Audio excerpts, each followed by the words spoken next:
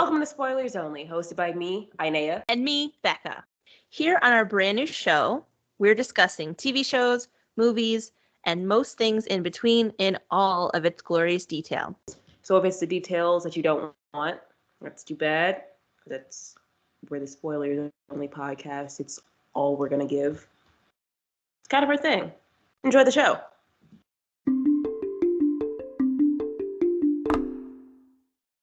Alrighty, here on the first episode of Spoilers Only, we will be talking about the new Hulu original series called Only Murders in the Building with Selena Gomez, Martin Short, and Steve Martin. They play this trio of people who live in this super fancy apartment building, and they have this true crime podcast about this guy who dies in their building. I think for a Hulu original, because Only Murders in the Building, I think will be the first Hulu original that I've ever watched and watched this intensely, because none others really come to mind. I think the star power is really good because you have someone like Selena Gomez who can sort of relate to the younger generation, and then you have two like comedy icons, Steve Martin and Martin Short, and that can sort of relate to the older generation. And so I think this show is something that hopefully everyone can enjoy, because I know we both have definitely been enjoying this show. 100%. It's a pretty good show. I think it's the first Hulu original series that at least I'm catching like weekly. Also, I am also into true crime. I do like to watch Dateline and shows like that. And so I just found it super interesting to see these actors also blending together something that I found myself interested in from time to time. Me personally, I'm not like too into true crime, but the show, I think it interested me in the beginning at first. It's just because I'm going to be real with you. I saw memes about it like months before it aired and stuff. There was like a picture of Selena Gomez going around with like her sweater like soaked in blood, and then the caption was like, "Oh, yeah. I can see her name being engraved in Emmys like as we speak." And like, huh? Okay. So then like when I actually like saw the show on Hulu, I was like, okay, that's what people were talking about. All right, maybe I will check it out. So then I checked it out. I thought it was gonna be a little weird for me just because it was a show about people like starting a podcast and just how kind of corny they seemed in the beginning of the show, especially since they were like, "Oh, I listen to that true crime podcast as well." Okay, you live in a very big city. You live in New York City. Why are you surprised? I feel like it definitely redeems itself. It doesn't make it feel too weird, because I, to be honest, want to hear their show and hear what's so good about it, since they obviously have a small following, but like a following nonetheless in the show. One of the most interesting things I found about this show before I started watching it was some of the early critic reviews were coming in, and currently still it has a 100% on Rotten Tomatoes, which means it is certified fresh. I think it's super well deserved. To be honest, I think that's like the first time I've ever seen like anything on Rotten Tomatoes with a full 100% and it's consistent. Like I've seen some pretty good movies and it's like a 94 at best, but a 100%, that's new. That's new. Mm-hmm. And I think it's very telling that this is definitely the show that you want to watch, because and also for someone who is trying to maybe get somebody else into the show, it's definitely a good thing to show them the Rotten Tomatoes page, because then you're definitely telling the truth if you're recommending this show and talking about how good it is, because I think it really lives up to the hype. And sometimes with certain TV shows or even movies, if it has a really star-packed cast, some people might find some flaws in it, or they might think that something is maybe wrong with it. But so far, being, is it 7 episodes in? 7. 8 episodes in. At this point, it says 7 episodes in. Each episode has a runtime of anywhere between, I think, about 28 to 35 minutes. So not that bad. Say relatively short, and it's a pretty easy to follow show since they keep things pretty concise, but still very, very entertaining. Very entertaining and very mysterious. I think in the beginning of the show, I was kind of scared that, like, since it's about a bunch of people, well, not a bunch, but like a couple people starting a podcast about true crime, I thought it was going to be kind of dry and generic because, like, yeah, like, sure, we haven't seen a TV show about that, but, you know, true crime podcasts aren't really anything new. And me, as somebody who's not really too interested in true crime, just because just doesn't spark anything in me, you know. It's a really pretty good show. I feel myself very engaged with the plot and wondering also who's killed Tim Kono. However, I have my suspicions and my thoughts.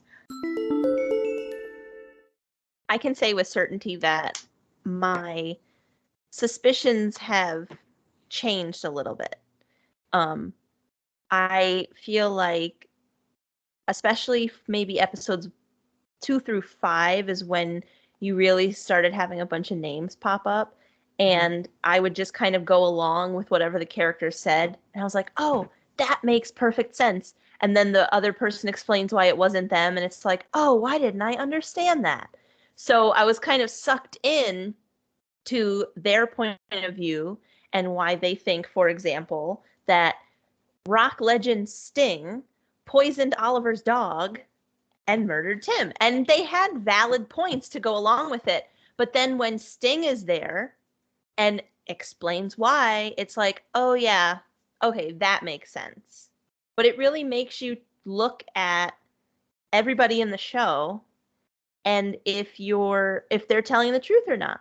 It's you're watching it and you're thinking, yes, but can I believe what they're saying? Because the other thing also made sense. So, you know, it's also one of those shows where as each episode progresses and as the storyline progresses, certain theories can be disproven. And you can almost, if you have a notebook and you have these characters written down, you can cross off after a couple episodes who you think it is and who you don't think it is. You can cross off who you don't think it is because the story just keeps evolving in just those half an hour episodes. And it's also, like you said, it's still entertaining with, 30-minute, half an hour episodes. It packs so much into just half an hour, but it's not that they're just throwing all this information at you. It just flows so well from episode to episode. I think for me, especially like on these like whodunit type TV shows, I try not to pretty much pick who I think did it like too early on in the TV show. Like in the first or second episode, they were already like naming suspects, and I was like, all right, although you guys are making a very convincing case, I'm not gonna pick anybody just yet because you got to take into account like story wise, like it's way too early on for them to have like the rightfully accused person pop up just yet. So I kind of weighed back a little bit, and then no, you're proven. Yeah, you're right to think that because it's none of these people. But right now where we're at, like Teddy, yeah. He it makes more sense that he did it, especially with the evidence, like because also he straight up said, yeah, we did it. We can't let them know though. And they've given us like, pretty good examples as of to why he would do it. And I think I'm gonna stick with that because I have my ideas as to why he would kill Tim. I'm not gonna lie. So in the beginning, I thought it was Oscar that killed Tim. So did I. I thought it was Oscar. It made sense because Mabel's like, hey, Tim, like, Oscar gets out soon. Like, you're not like, why didn't you say something about like what you saw that night that Zoe died? Oscar's out, like Oscar's coming, and like, we hear this name and it kind of feels like a little alarming in a way, just because like he just got out of jail for like what, 10, 12 years for well, murder. So that had me thinking, okay, well, Oscar's out of prison.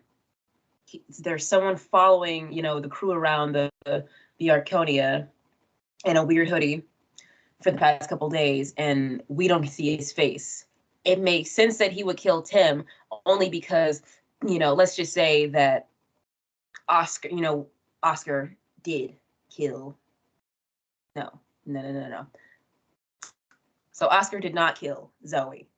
Tim knows this, but he didn't say anything. So it makes sense that Tim would, spend 10 years in jail thinking this over, pretty much letting like his anger and resentment build up in him. And then he comes out of jail and he's like, all right, well, I've already been to jail once for a murder that I didn't do, by the way. I'm going to go kill this guy for never having my back. And I thought we were best friends. It makes sense then. But the actual reason why Tim didn't say anything makes a little bit more sense. And I was piecing that together, like, as those sequences were unfolding. However, I didn't think it was going to be as bad as it was. Like how he straight up told, like how Teddy straight up told Tim, "Hey, you saw my son Theo push," which really wasn't a push. It was like an accident. She kind of pushed herself. Gravity. Mm-hmm. Whoopsie. So he was like, "Yeah, so you saw Theo push Zoe off the building. You didn't see anything. And if you say that you saw something, I'm going to kill you and your whole family." And it's like, I wouldn't have gone that far to say that. I just thought it was going to be, oh, I'm a pretty big, powerful man. I've got money, like no one's going to believe you type situation. Did not think that he was going to threaten his entire bloodline. Yes, and I thought especially the most recent episode, Boy from 6B, was very helpful in deciphering who did this because, like you said, Oscar gets out of prison for something he knows he didn't do, and he thinks that Tim spread this rumor and got him in trouble because he did see them fighting that night.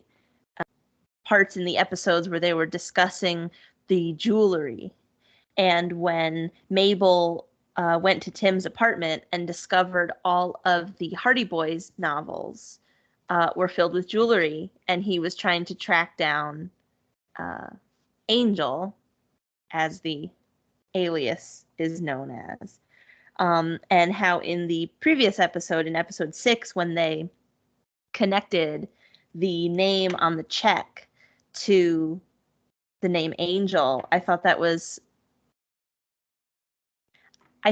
definitely a telling sign that it was pointing in Teddy and Theo's direction. But all of those suspicions were sort of, I would say the suspicions were valid. No.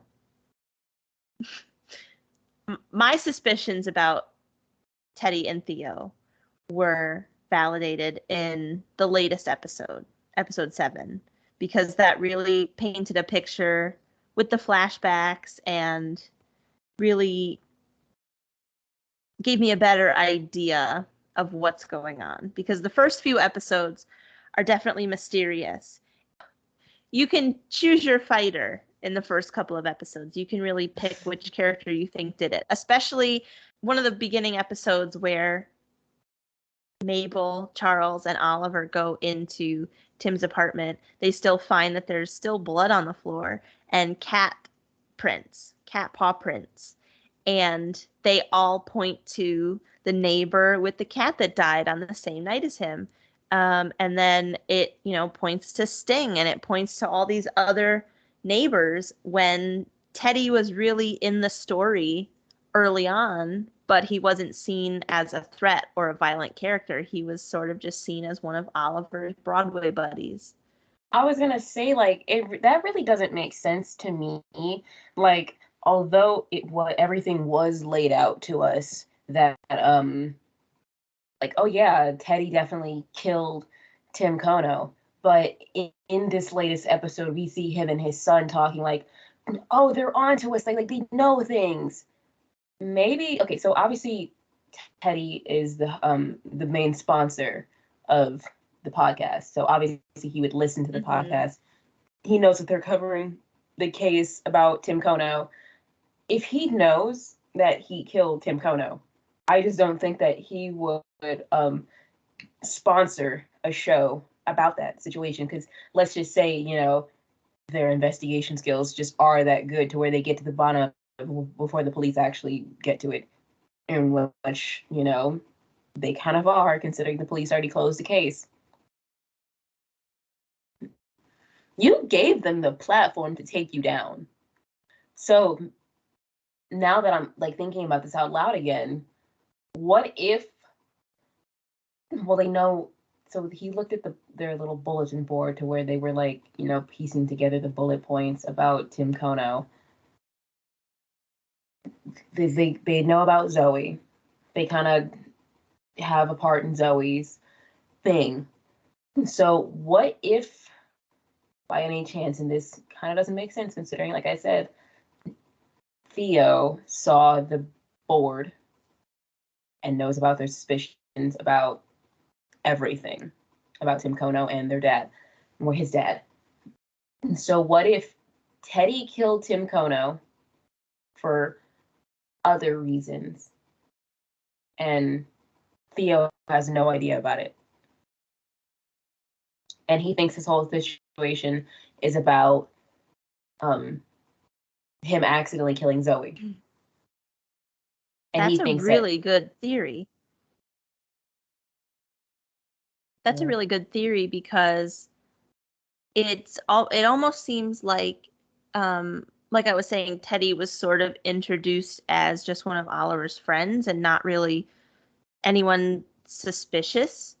And it almost seems like him sponsoring the podcast would try to make him even look less suspicious because his own money is going into something that may very well prove that he murdered the subject of the podcast. But definitely, I think what you were saying could definitely be true with Theo thinking that the podcast discusses Zoe's murder because Mabel is involved.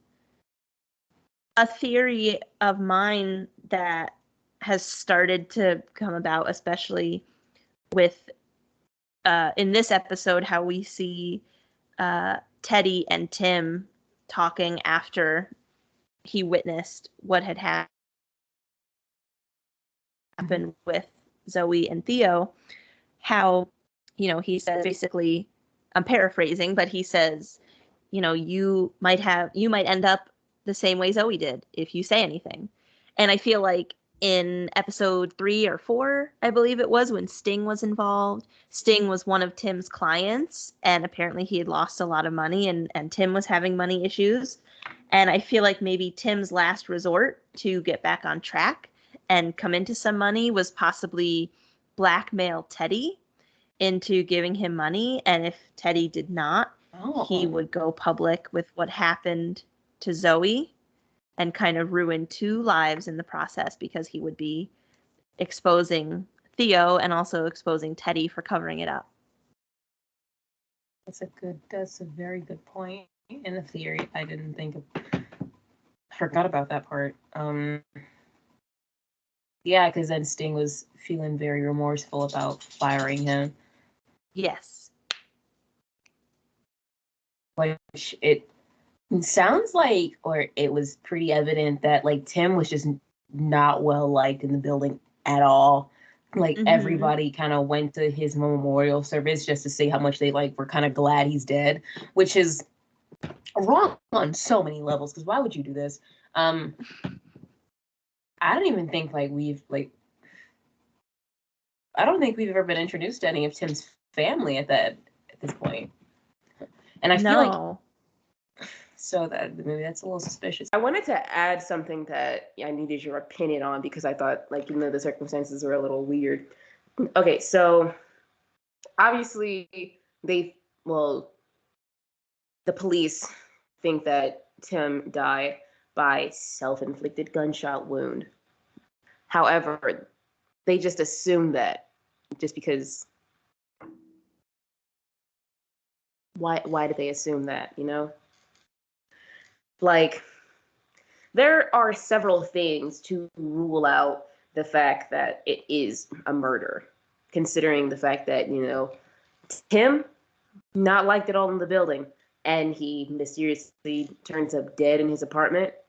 I think that's enough, like, information to take foul play into account rather than just ruling it off as a suicide. So it just really bothers me that the police never, like, further investigated that, you know? Mm-hmm. Like, I feel like they should have, like, searched the gun for fingerprints. They should have searched the room for fingerprints or, like, any, like, signs of anything. Well, they said that there was no sign of, like, a struggle, but obviously you aren't going to struggle that much if, like, a bullet is melting your brain right now. First of all, it's safe to say that the police did not follow the Proper protocol. The basic rules of an investigation. Now, like you mentioned, how there was no sign, they say there was no sign of a struggle. That would lead me to believe that it was possible the attacker / killer was someone that he knew. Exactly. Or at least that he maybe was acquainted with. So that then sort of narrows the suspect list because you saw Oscar, aka tie-dye guy, you know, going up the stairs. But since other episodes have come out, it's sort of lessened the attention on Oscar because it just doesn't seem like he would be the one to do it. So yeah, the scene with Mabel leaning over like a dead body, covered in blood and stuff. So first off, I know we're gonna see it again because, I mean, I feel like that would be like the perfect scene, like in the last episode, or even like the episode before the last one, to kind of wrap things up or to begin to wrap things up in a way with such an abrupt thing. Because I know for a fact that, like, I've seen that picture, well, at least a picture of, like, her in that same outfit, like, clothes all bloody, like, being carried away in handcuffs in, like, memes over the past couple months. Because I know that was a leaked picture from on set for months. Mm-hmm. So I know we're going to see that in this season. Would not make sense not to. Because you can't open up the show with something like that and then not show us, like, what it's about. And then she straight up says, "It's not what it looks like." Yeah, okay. So what do you think that, like, what was going on there? Well, honestly, you know, when we were getting introduced to the characters, you know, they're walking down the sidewalk and they're telling us about themselves. When Mabel tells us about this recurring dream that she has, that she is being attacked and she murders the intruder. Yeah. A part of me feels like that was her chance to act out the dream because she was either being attacked or something was going very wrong and her, you know, flight or fight response kicked in. Another part of me feels like it's Oscar for some reason. I'm telling you, he's a little suspicious. Because you see them growing close and it just, I don't know. I just have this weird suspicion that possibly, if it turns out that Oscar has something to do with Tim's death, Mabel could absolutely lose it and possibly harm Oscar. Or maybe Oscar turns bad and something happens where she has to defend herself.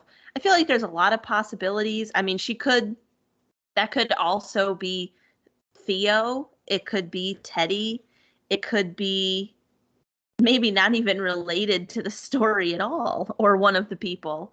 Um, but I keep thinking about that scene as maybe I keep thinking about that scene when either certain suspects are being ruled out and also certain pieces of the puzzle are connecting.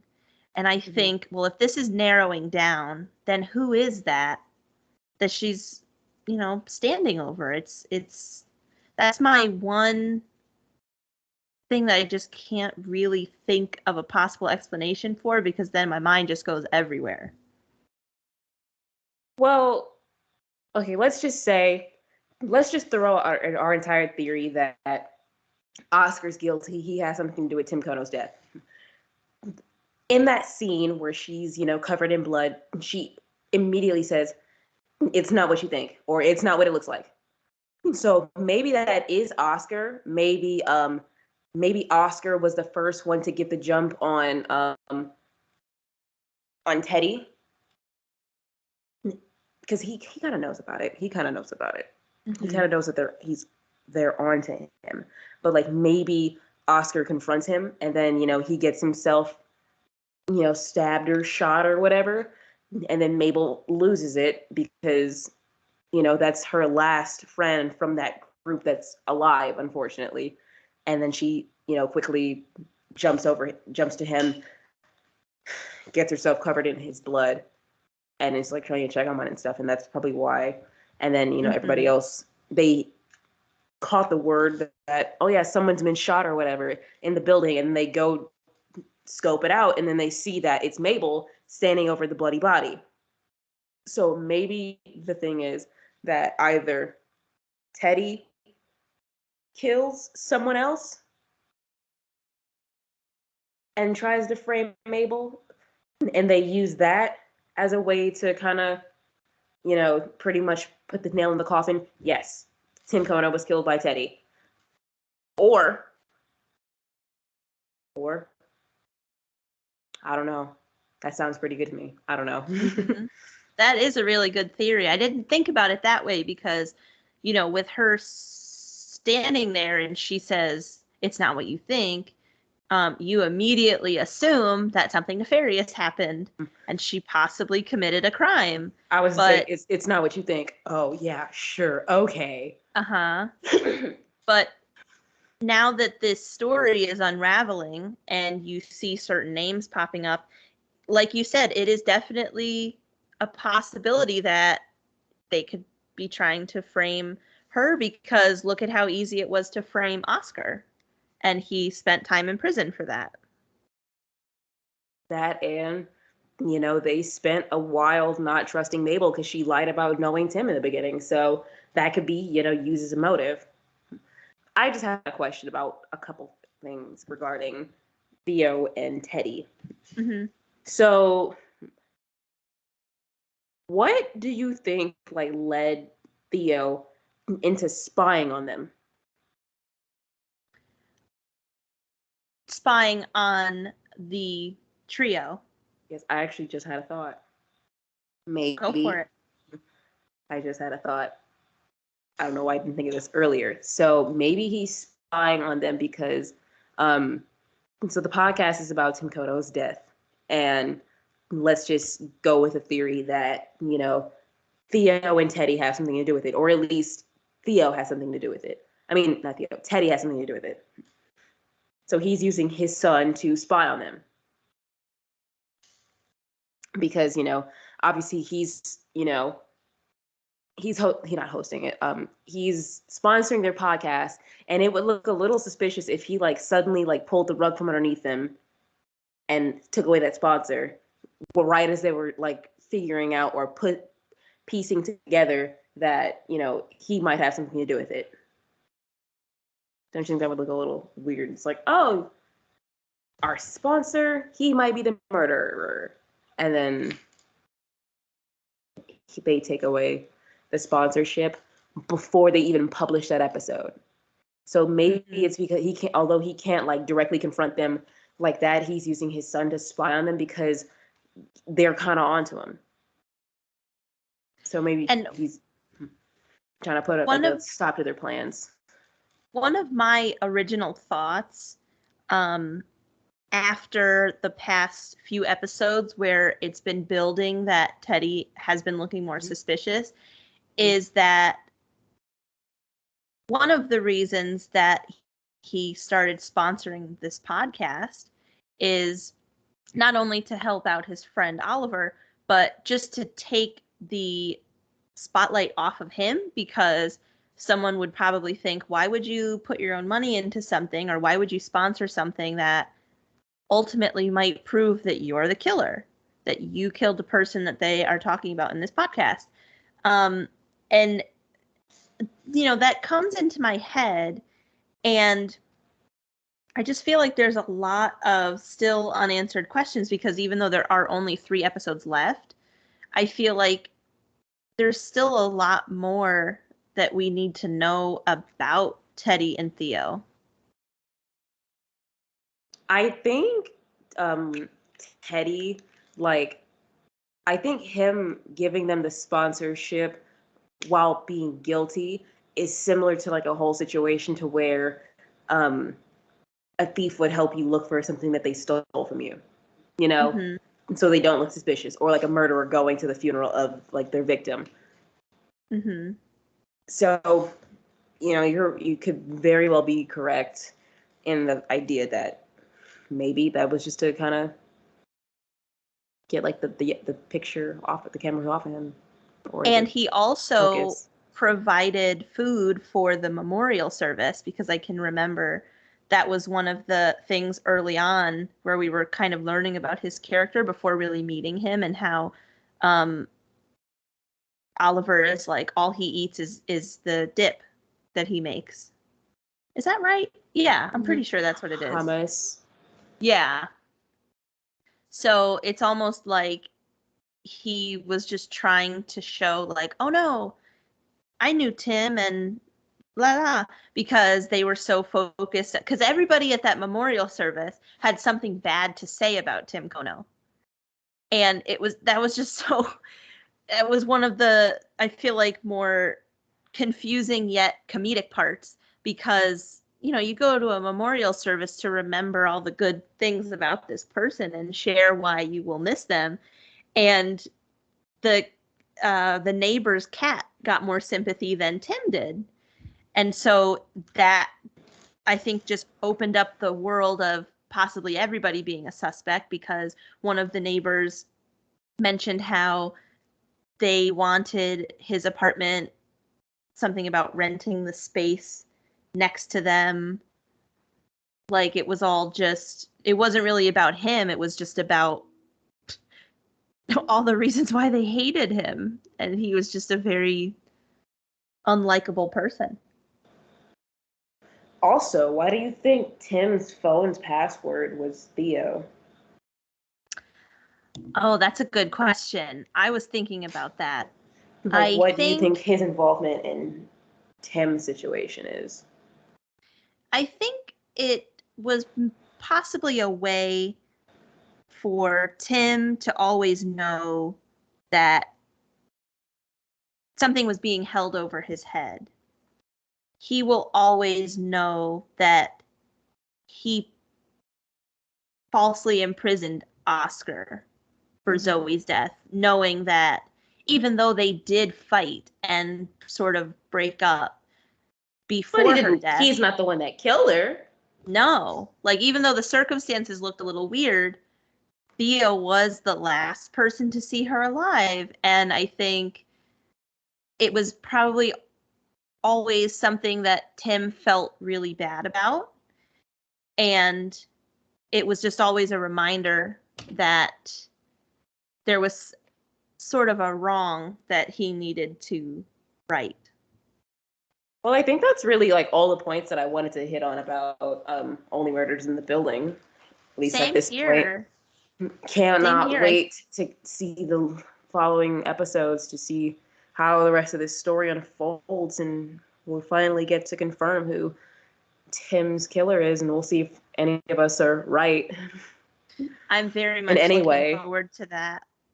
I'm very much looking forward to that, and I'm glad to hear that it was renewed for season 2, because I feel like there's going to be a whole new mystery that we get to unravel next year, and it's just going to keep continuing.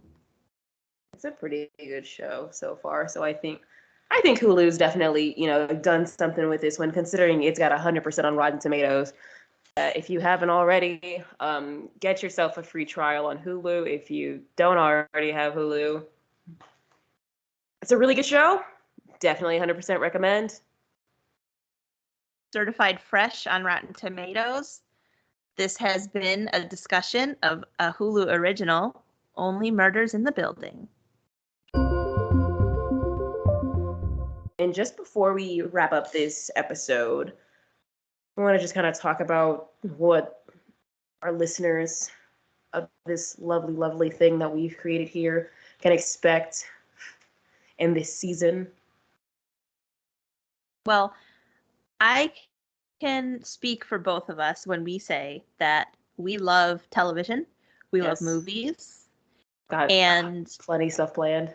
This upcoming season will feature some of our best and brightest thoughts on some of the most popular TV shows and movies, some of our personal favorites, and it's going to be a journey, and we're very excited for all of our listeners to follow along with us.